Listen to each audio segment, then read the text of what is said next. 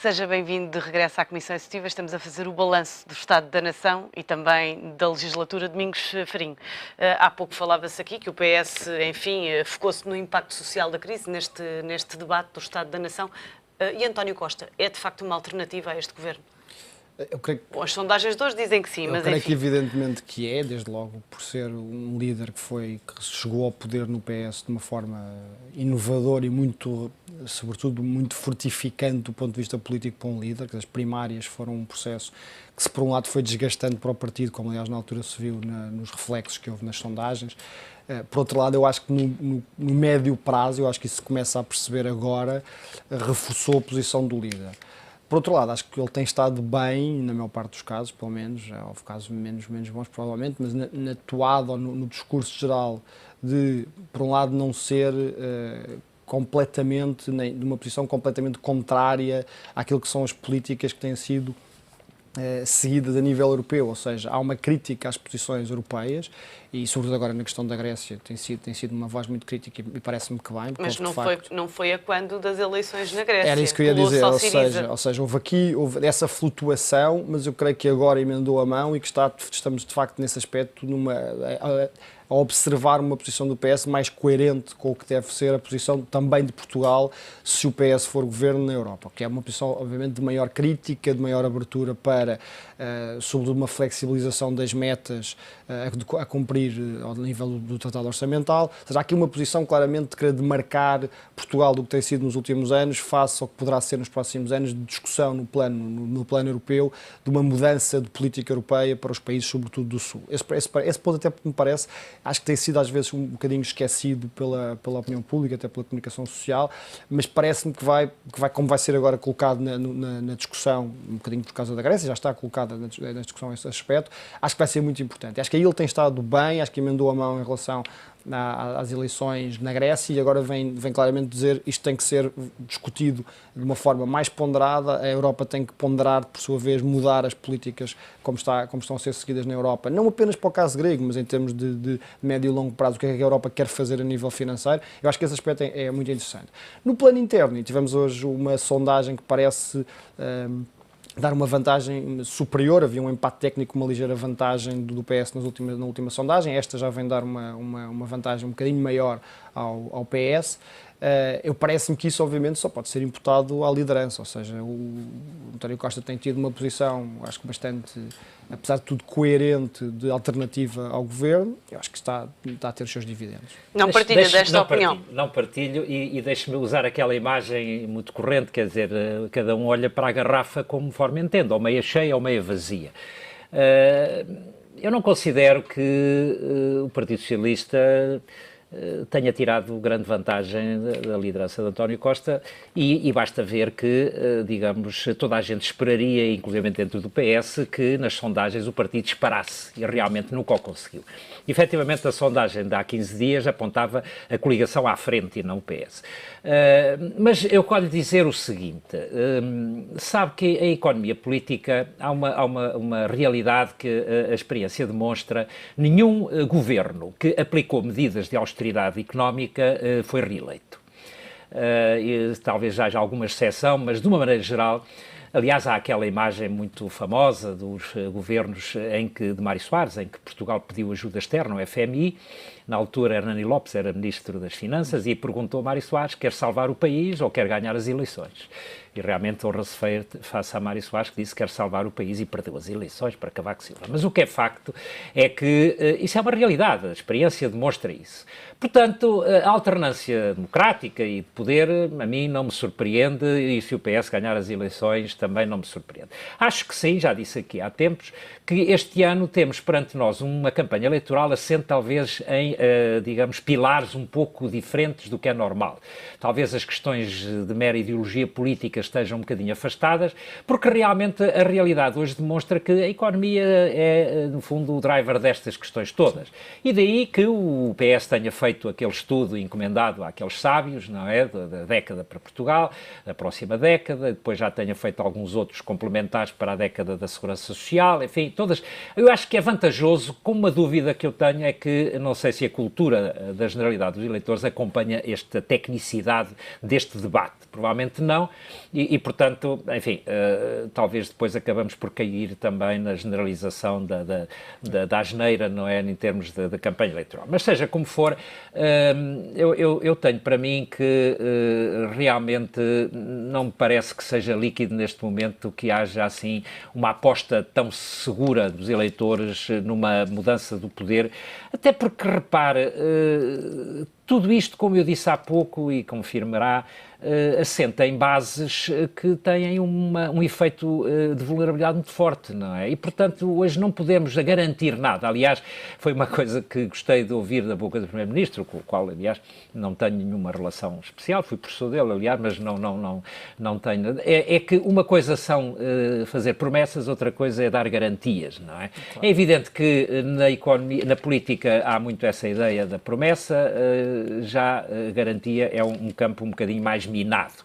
Mas seja como for, eu, se quer que lhe diga, olho para os próximos anos com outro otimismo e, aliás, eu penso mesmo que isso até atravessa um pouco a sociedade portuguesa e mais a nível, talvez, daqueles agentes económicos que podem ter um papel mais determinante no crescimento. Vejo esse otimismo de que as coisas estão melhores, o investimento está realmente a subir já de forma mais sustentada. António Mendonça diz a esse propósito. Exato. Que Sim. O investimento regrediu muito e está ao nível dos anos 80. Olha, Sandra, se quiséssemos fazer a história do investimento em Portugal, teríamos que recuar bastante, não é? António Mendonça foi Ministro de Obras Públicas, enfim, pois também terá uma visão do problema.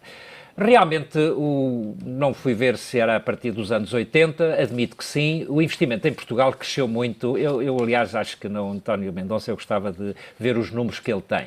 O investimento em Portugal disparou em 86 com os fundos comunitários e nossa adesão. Portanto, efetivamente, foi o ano de ouro das infraestruturas, quando Cavaco Silva, como Primeiro-Ministro, desenvolveu todo aquele primeiro programa de autoestradas, etc. E o investimento cresceu exponencialmente, talvez até com taxas de 2 dígitos, até 2003. E em 2003, Manuel Ferreira Leite assumiu a pasta das finanças e, olhando para o desequilíbrio das contas públicas, resolveu cortar no investimento. A crise do investimento em Portugal começa claramente em 2003. Ainda foi sustentável em alguma fase posterior no que respeita ao investimento privado, principalmente no imobiliário. Foi um período em que o imobiliário, de certa forma, para a indústria da construção, se substituiu ao investimento público, mas também depois, mais tarde, passado poucos anos, essa matéria acabou, porque realmente depois a falta de confiança que se gerou, digamos, um excesso de oferta face à procura interna, etc., acabou por também criar esse problema.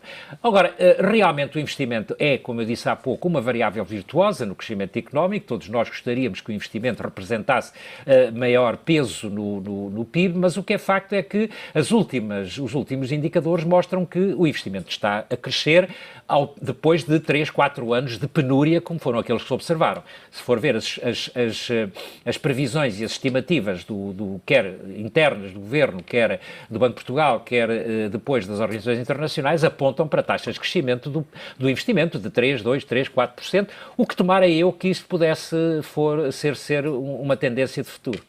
Só duas notas. Primeiro, voltar rapidamente à questão das sondagens, porque acho que há um ponto importante que não tenho visto muito, digamos, realçado e parece-me que é fundamental.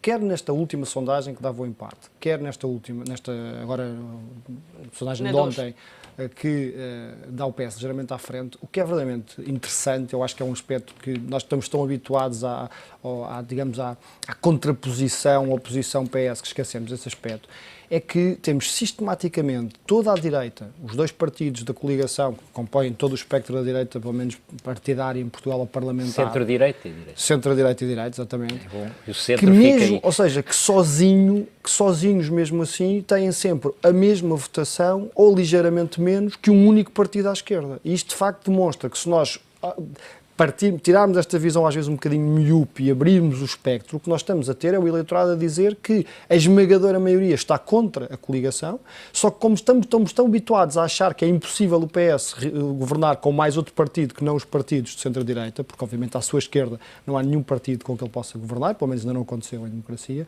ou pelo menos já não acontece há muito tempo em democracia, perdemos de vista o aspecto que me parece importante realçar, que é nós temos claramente aqui um sinal de censura ao governo nesse aspecto. E, portanto, é difícil às vezes aceitar aquela narrativa que ainda ontem ouvimos do Primeiro-Ministro, que os portugueses fizeram um grande esforço. Não, parece, pelo menos face às sondagens, que o que na verdade aconteceu é que os portugueses foram obrigados a fazer um grande esforço, mas não estão completamente de acordo com isso. Mas acho que é uma esmagadora. Eu fiquei surpreendido com o termo que usou, esmagadoramente. Vamos ver, se formos para as sondagens, o que é que nós temos? Temos um país dividido em três fatias. Não, mas se nós juntarmos um terço apoia o governo, um terço é do PS... Não, um terço é o PS e um terço é a outra esquerda. Aliás, não há outra maneira de ver a questão. É uma coisa é perguntarmos assim, quem pode ser governo? Aí temos normalmente uma questão de empate. Eu acho que não há uma esmagadora maioria quando um terço do... Se 2 terços, 1 terço não é esmagadora, não, para mim não é. A esmagadora maioria era 80% ou 90% de censura para a posição. Estamos a falar de valores, pensemos no resultado da coligação nas últimas eleições. Foi 51%, estamos em 37%. É óbvio que houve uma baixa... Mas não vamos fazer contas porque o espectro político alterou-se profundamente. Deixe-me só, além da questão da sondagem, deixe-me só também falar uma nota sobre o investimento. O investimento, sem contar com as estimativas, que ainda vamos ver se vão confirmar, está de facto mais baixo. E isso, então, se dividirmos... Mais baixo em relação a quando? A 2003, 2004, com certeza? Não, mesmo mais baixo, porque começámos a olhar em escalas de décadas. E sobretudo se olharmos para o investimento como é que o investimento evoluiu nos últimos 4 anos e como é que está a investir, e como é que vai evoluir em 2015, 2016. Nas áreas sociais ainda está mais baixo. Por exemplo, o investimento público nas áreas combinadas da saúde, educação e segurança social está mais baixo. Está mais baixo. São os números que temos do INE. E, portanto, dizer-se que o investimento aumentou, temos que então, ou nos explicam muito bem que investimento é que estamos a falar, em que áreas e de que tipo de investimento, ou então, por isso simplesmente é falso, o investimento recuou para níveis... Aqui há questões técnicas, o investimento em saúde, no fundo aquilo que é investimento é construir hospitais e centros de saúde, não é, digamos, a despesa na saúde. Sim, isso é outra questão. A despesa é uma matéria, o investimento é uma despesa especial. Mas há uma questão interessante que vale a pena também equacionar, é que é inquestionável que o espectro político se altera. Aliás, essa talvez seja o grande desafio da Europa. Eu, quando me diz, o PS vai agora ter uma atitude perante a Europa mais atualizada face àquilo que... Portanto, como sabe, a Grécia representa 0,2% do PIB europeu, Portugal representa 0,4% ou 8%, ou o que for. Nós somos aquilo em que, em termos económicos, se chama price takers. Nós não temos poder para alterar. Não temos, se estivermos sozinhos, a questão é essa. Mas mesmo se estivermos todos juntos, quer dizer, repare, não seremos nós a ditar as regras. Podemos ajudar. O sul da Europa pode ser um bloco influente. O sul da Europa, que é a França também, a Itália. A Itália, a Espanha. A Itália, aliás, é um problema que vem aí, não é? Portanto, não estão muito virados para aí. Repare, portanto, essa é a questão talvez com que a Europa tem que lidar. Não é tanto com aquilo que eventualmente depois possam pensar os países enquanto tal. São estas excrescências políticas, peço desculpa, que estão a surgir um pouco, não é? Populistas, porque assentes normalmente numa democracia mais direta, não é? Em que os cidadãos acham que, pois estão a ser castigados, devem manifestar esse desagrado e então entenderam associar-se em associações políticas para esse efeito. Aí sim, a Europa tem um desafio porque pode correr o risco de o Parlamento Europeu, daqui a algum tempo, ter mais de 50% eurocéticos. Temos pouco tempo e não queria deixar de abordar algumas questões. Reforma do Estado, ficou por fazer? Sim, parece-me que esse é o ponto, aliás, esse ponto é particularmente caro, eu trabalho nessas áreas e por isso esse é talvez o ponto que me impressionou mais, aliás, se tivesse que fazer eu um balanço do aspecto mais negativo desta legislatura, claramente foi a reforma do Estado. Mas parece-lhe que se o PS for governo vai ter coragem para fazer essa reforma? Eu acho que é mais do que coragem, eu acho que vai ter que fazer e, sobretudo, pelo menos tem alguns pergaminhos nessa área, ou seja, o que é que estamos a falar quando falamos de reforma do Estado, pelo menos olhando para uma comparação entre o que foram os últimos governos do PS e o que foram os governos de centro-direita, portanto, coligação de Durão Barroso e agora esta coligação. A reforma do Estado não é, obviamente, embora com este governo, eu acho que por razões, sobretudo austeritárias novamente, e não porque houve uma margem, havia liberdade para avançar, a questão centrou-se em despedimentos, obviamente, a famosa lei das requalificações que não passou no Tribunal Constitucional. Agora, a reforma do Estado, estamos a falar, é sobretudo uma reforma de reafetação de recursos e de eficiência de setores. O que nós temos no Estado, ainda ontem saiu um estudo quanto a isso, nós não temos um Estado, em termos de valor de número de funcionários públicos, acima da média da União Europeia. por vezes temos estado ineficiente em alguns setores. E porquê? Porque a reforma que é preciso fazer e que não foi feita é uma reforma de deslocalização de setores do Estado, e isso mexe com o quê? Mexe com a estrutura clássica, que não é mexida em Portugal, desde Mouzinho da Silveira, que é a estrutura clássica dos ministérios em silos. E, portanto, é muito complicado, e é muito mais complicado ainda num governo de coligação, em que eu tenho que manter uma geopolítica interna da coligação muito difícil, e que foi ainda tornada mais difícil com o verão irrevogável do ministro Paulo Portas, em que, obviamente, eu tenho que manter aqui um equilíbrio complicado das forças nos vários ministérios. Ora, é muito complicado eu chegar a um ministério em que eu tenho todos os dados objetivos para dizer aqui eu tenho gente a mais, aqui eu tenho serviços que neste momento já não prosseguem funções do Estado que façam sentido, eu tenho que canalizar isto para outros setores onde, por exemplo, preciso mais. A segurança social, neste momento, tenho um problema complicado social, a educação, a saúde. E eu não posso fazer isto se eu tiver, obviamente, silos fechados dentro do Estado. Para isto era preciso um músculo político, que eu acho que, aliás, este governo tinha.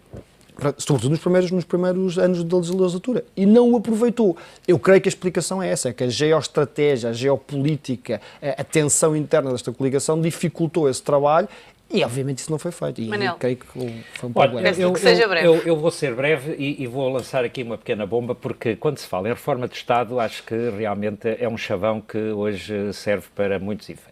Eu diria que no próxima legislatura nós estaremos em condições para fazer uma outra reforma que, do meu ponto de vista, talvez isto, enfim, não lhe mereça a minha concordância, que é a revisão da Constituição. Eu acho que isto está mais ou menos definido em ciência política, que realmente só os partidos de esquerda, quando estão no governo, conseguem fazer revisões constitucionais.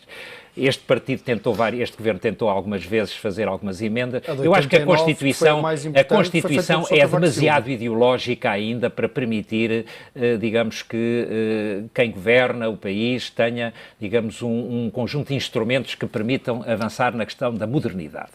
Em relação à reforma do Estado, pode-se dizer, não se foi tão longe, não se fez nada. Não, mas repare, há questões que provavelmente não são, a percepção das pessoas não são as mais corretas, até talvez por falta de informação. E até muitas das vezes também porque realmente há obstáculos que não podem ser ultrapassados. O Tribunal Constitucional tomou várias decisões. Mas olha, por exemplo, há uma reforma do Estado que foi feita e com a qual muitas pessoas não concordaram, que foi a diminuição do peso do Estado na economia. As privatizações. As privatizações é uma clara reforma do Estado ao retirar o Estado da economia e da gestão das empresas. Porque não? Porque a TAP, porque os sistemas de transporte... Eu acho que é uma reforma do Estado. Se a economia está dependente em 44% ou 45% do Estado, eu acho que se reduzirmos este peso, ganharemos com certeza eficiência. Nessa dimensão, concordo.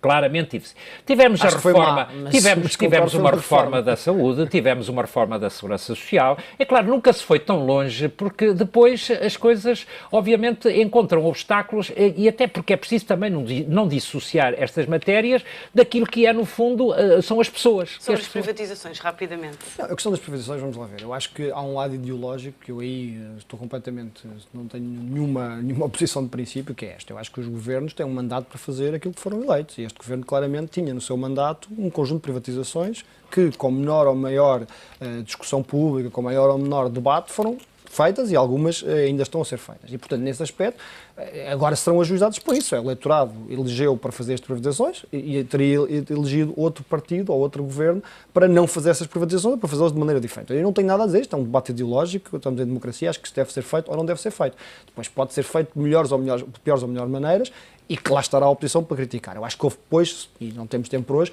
houve casos específicos de algumas privatizações em que foram mal feitas do ponto de vista político, mesmo assumindo que deveria ter havido aquela privatização. Creio que a TAP é um exemplo disso, mas pode, isso seria outra discussão. Era outro programa. Exatamente. Agora, só para terminar com uma nota, digamos, de síntese quanto às privatizações.